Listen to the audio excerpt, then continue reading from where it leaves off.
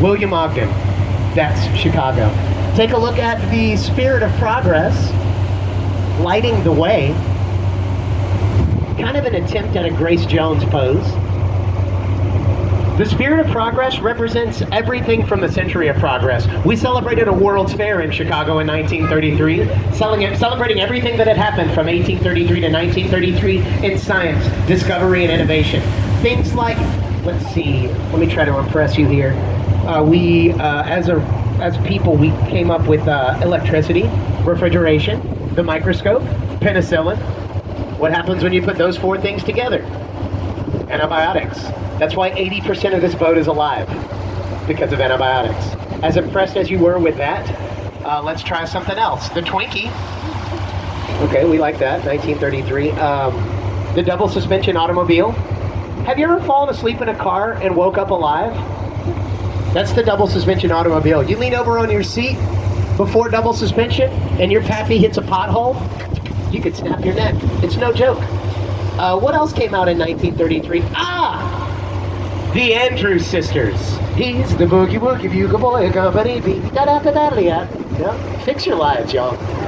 If you don't know the Andrews Sisters, fix your life. This is the Freedom Center.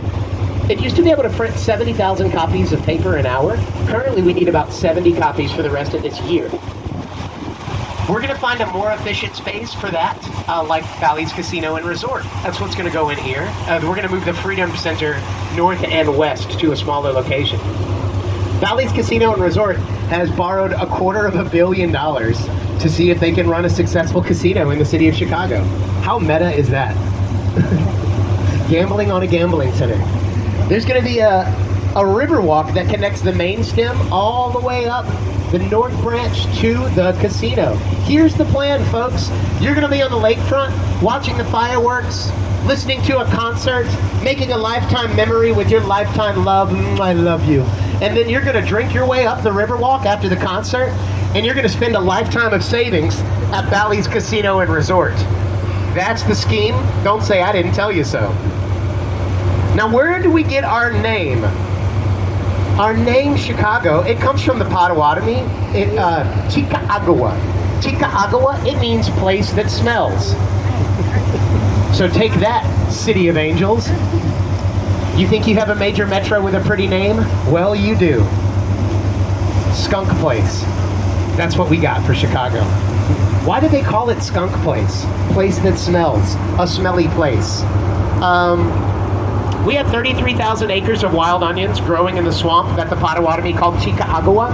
Can you imagine every August when it hits 95 degrees, when it hits 40 degrees Celsius?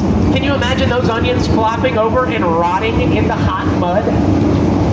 The skunkiest funk that ever stunk, times 30,000. That's where we get the name. Chickaagawa has been Franklicized into Chicago. Yeah, Potawatomi, French, English, American English. There we go. Now, with so many Potawatomi in the area at one time, there's not too many Potawatomi here. This is a very uncomfortable part of the tour for me to talk about. It brings me no joy. There aren't any Potawatomi, or very many, because of Jacksonian policies and politics that moved Native Americans further and further west, either at a treaty or at gunpoint.